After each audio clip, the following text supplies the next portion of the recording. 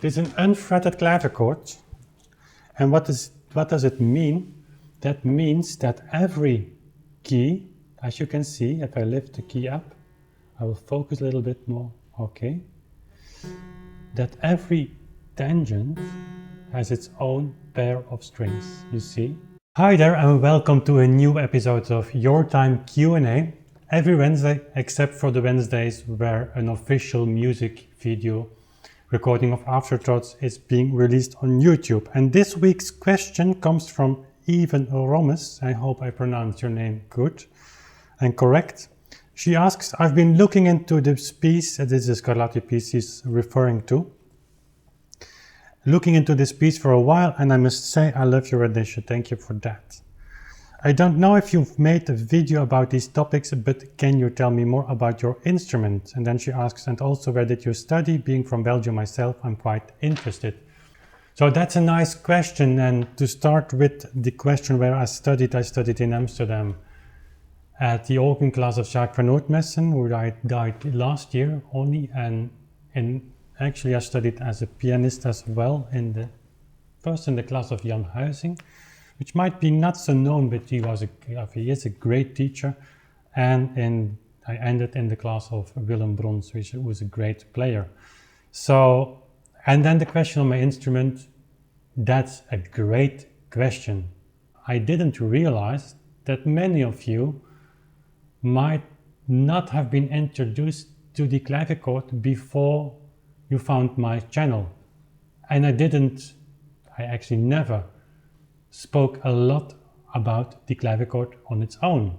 So a great question. And what I will do today, I'll just take a second camera and we'll film some details of the clavichord, explaining you a little bit what kind of instrument it is. And what we certainly will do, and that's actually a great idea of Anja, make not a documentary video, but film the clavichord in a beautiful way, try to do that at least, put some music on top of that and release that as a separate video. So let's start by saying that this is an unfretted clavichord, and I will switch on this camera while we're talking. I take off the desk. This is an unfretted clavichord, and what does it mean? That means that every key, as you can see, if I lift the key up, I will focus a little bit more, okay? That every tangent has its own pair of strings, you see? On a fretted clavichord, you have a division or you have a combination of 2 or even 3 keys that share the same pair of strings. So this instrument is unfretted.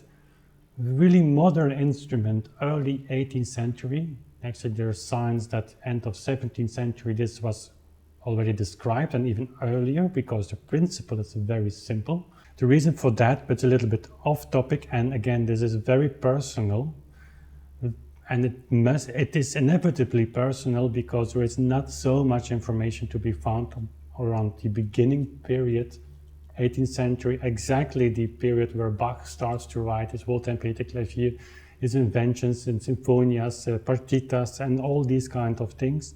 There's very little to be found. What the real reason was that instrument builders came up with the idea of enlarging the instrument, but it has to do with micro-expression. We have had a session last week or a few weeks ago in the Q&A on beboom and vibrato.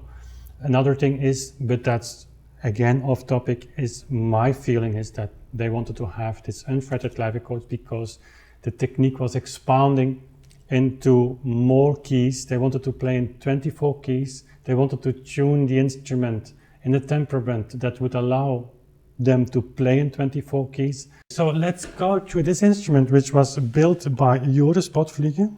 He is a Belgian builder, and I will hand film now as I speak. And it's not a copy actually. So in one way or another you could say that it's a Saxonian instrument which relates to the area where Bach lived. And what Joris did actually is take the example of more or less Friedrich, who was a student of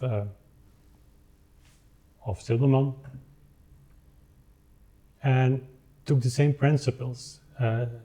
Interesting, searched for a kind of key actually, with which he could recreate the instrument instead of copying it. And he discovered, or not discovered, he just made a design, a blueprint that was based on a scale of 12, and it's very complicated, and we should once do an interview with Joris to talk about that.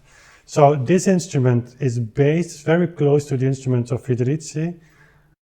Federici, by the way, was an instrument builder, was very known by the Mozart family.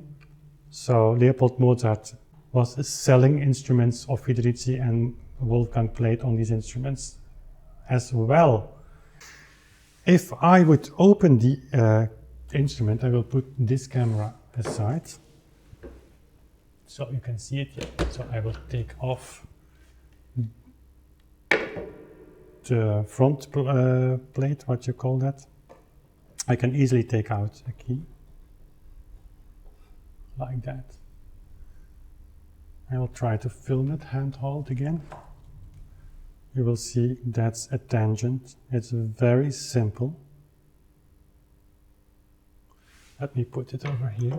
Very careful, because everything on the clavichord is of microscopic level, and I mean microscopic in a sense that the slightest thing you change has an enormous impact, and it's really, I can't say you that, but you should witness that. So that's the key. It has been, can you see it like that? It's made lighter at the front, which gives an enormous, really enormous sound difference, because erasing some of the material makes the key more flexible, and by making it more flexible, it has a less muting effect when it hits the string, because remember, when you make sound, this little copper thing, if I can focus on that, is having constant contact with the string. So, and then you have the strings which are attached here, go over a bridge, which is crucial actually for transferring the sound to the soundboard, which is sounding with my voice at the moment. And actually the selection of the wood for such a soundboard is one of the most important things for building a clavichord. And then you have the bridge with all these little pins in the right angle to give as much contact between the string and the bridge, trying to transfer as much sound as possible from the vibrating string onto the soundboard. And then here behind the bridge you have these sympathetic sounding strings, as I understand, could be correct English, which if I would put a cloth or leather on it, the instrument sounds really different. And then you have these, don't know what's called in English, so obviously to tune. So, beginning of the bridge, all handmade. And typically the clavichord like this is 6 months of work to build an instrument like that, if it would be built by one person. This is a walnut case, which in the 18th century was very expensive, very chic, so to say. You can have them also in pine wood, and then it would be painted. So I hope that answers your question. Maybe partly, but and again, I will make a kind of beautiful, try to make it beautiful, a video about the clavichord, just to show you its beauty instead of only playing on it. So Eaven, thank you for your question. If you have a question, don't hesitate to write it down in the comment boxes. I read them, I come back to you, and I let you know if I address and when I address your question and if I'm able to address it. So thank you for watching, thank you for subscribing, and see you next time again. Bye.